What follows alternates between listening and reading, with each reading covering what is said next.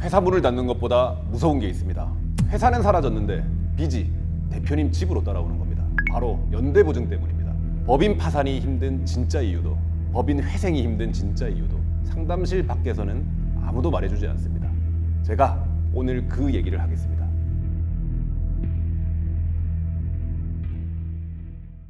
안녕하세요. 법무법인 장안의 대표 변호사 장지호입니다. 지난 영상에서 법인 회생과 법인 파산을 구분하는 기준을 말씀드렸습니다. 오늘은 한 걸음 더 들어갑니다. 각 절차에서 대표님들이 실제로 가장 힘들어하는 순간이 언제인지, 그리고 결정을 미루면 무엇을 잃게 되는지입니다. 결론부터 드리겠습니다. 첫째, 파산의 진짜 고비는 절차가 아니라 연대보증입니다. 회사가 끝나도 빚은 개인에게 남을 수 있습니다. 둘째, 회생의 진짜 고비는 인가가 아니라 그 후 몇 년의 이행입니다. 셋째, 가장 큰 손실은 파산도 회생도 아닙니다. 아무것도 결정하지 않은 채 흘려보낸 시간입니다. 그 시간이 길어질수록 회사 문제가 가족의 문제가 됩니다. 마지막에 오늘 밤 바로 해볼 수 있는 구조점검 5가지를 드리겠습니다. 먼저 법인 파산입니다. 대표님들이 파산에서 제일 두려워하는 건 절차가 아닙니다. 서류도, 법원 출석도 아닙니다. 실제로 가장 힘든 순간은 3번 옵니다.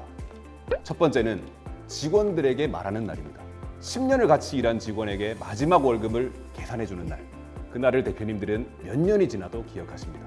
두 번째는 거래처에 알려지는 순간입니다. 업계에 소문이 도는 그 일주일을 못 견뎌서 결정을 미루는 분들이 정말 많습니다. 그리고 세 번째가 제일 무겁습니다. 법인이 정리됐는데도 끝나지 않는 빚을 마주하는 순간입니다. 법인의 빚은 원칙적으로 법인이 지고 갑니다. 여기서 2018년에 연대보증 폐지됐다던데요?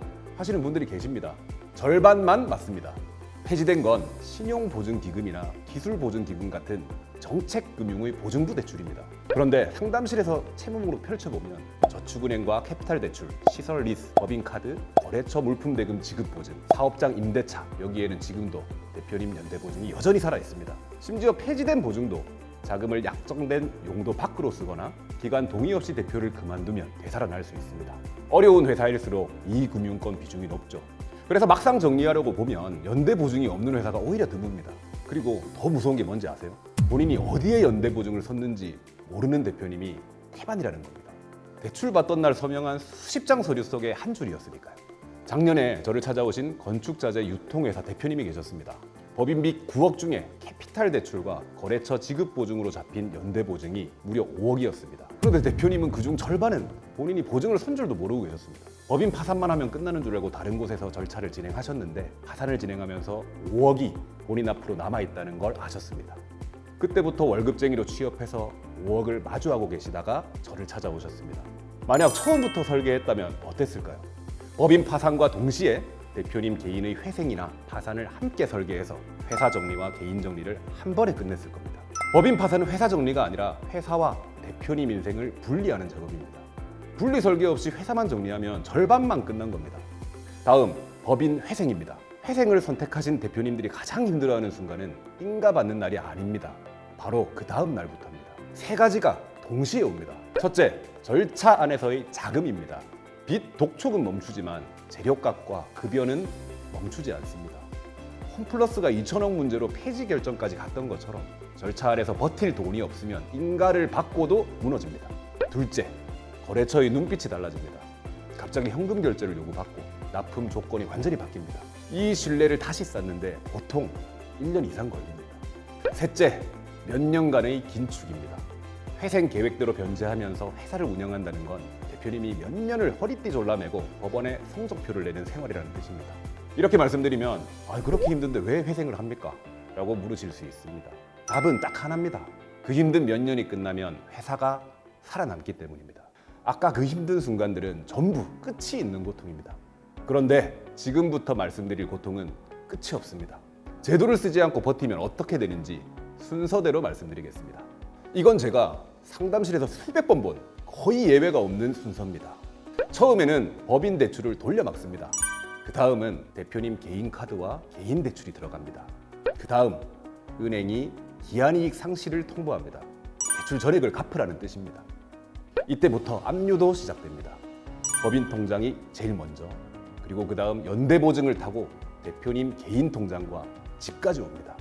연대보증이 없다고 안심하기도 이릅니다. 지분 50%를 넘는 과점주주는 법인 세금에 대해 2차 납세 의무를 집니다. 이건 계약이 아니라 법이 정한 책임이라 보증 폐지와 상관없이 따라옵니다. 또 그 사이에 직원 임금이 밀립니다. 임금 체불은 노동청 진정을 넘어 대표님 개인의 형사 문제로 갑니다. 세금이 밀립니다.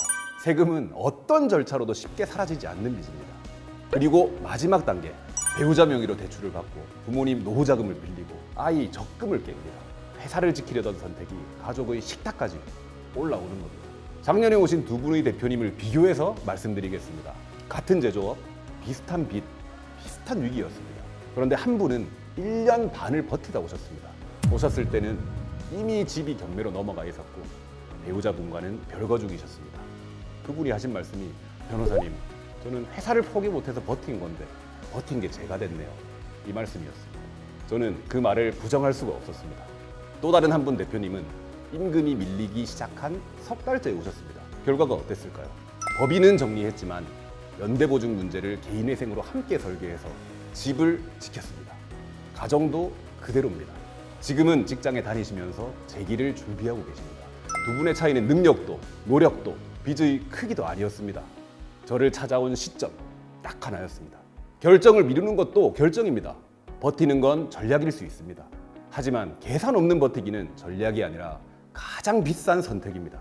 그래서 오늘 제가 부탁드리는 건 파산 결정도 회생 결정도 아닙니다. 구조 점검입니다. 지금 우리 회사의 빚이 어디에 어떻게 걸려 있는지, 그중 내 개인에게 넘어올 것이 얼마인지, 몇 달을 버틸 수 있는지, 이걸 아는 것과 모르는 것은 완전히 다른 상황입니다. 점검은 결정이 아닙니다. 선택지를 세어보는 일입니다. 선택지는 시간이 지날수록 줄어들기만 하지 늘어나지 않습니다. 오늘 밤 책상에 앉아서 5가지만 적어보십시오. 첫째, 법인 채무 전체 목록, 금융권, 거래처 미지급금, 리스까지 전부입니다. 둘째, 그중 대표님이 연대보증선 채무가 얼마인지, 이게 회사가 무너졌을 때 대표님 개인에게 오는 금액입니다. 셋째, 대표님 개인 돈이 회사에 얼마나 들어갔는지, 개인 카드, 개인 대출, 가족 돈까지. 넷째, 임금과 세금이 밀려 있는지, 밀리기까지 몇 달 남았는지. 이 선을 넘으면 문제의 성격이 완전히 달라집니다. 다섯째, 이 상태로 몇 개월을 버틸 수 있는지. 이 5줄이 적히면 우리 회사가 회생인지 파산인지 아직 시간이 있는지 방향이 보이기 시작합니다. 적다가 손이 멈추는 항목이 있다면 그게 바로 지금 점검이 필요한 이유입니다. 오늘 무거운 얘기를 많이 드렸습니다. 그런데 꼭 기억해 주십시오. 오늘 말씀드린 최악의 순서는 전부 막을 수 있었던 일들입니다. 파산을 해도 개인을 지키는 설계가 있고 회생을 해도 버틸 수 있는 준비가 있습니다. 저도 사업을 접어본 사람입니다. 제가 다시 일어날 수 있었던 건 하루라도 빠른 결정으로 다음을 선택했기 때문입니다. 회사 문제가 가족의 문제가 되기 전에 5줄 적으신 종이 한 장 들고 저 장지호 변호사를 찾아주십시오. 어디까지 지킬 수 있는지부터 같이 계산해 드리겠습니다. 감사합니다.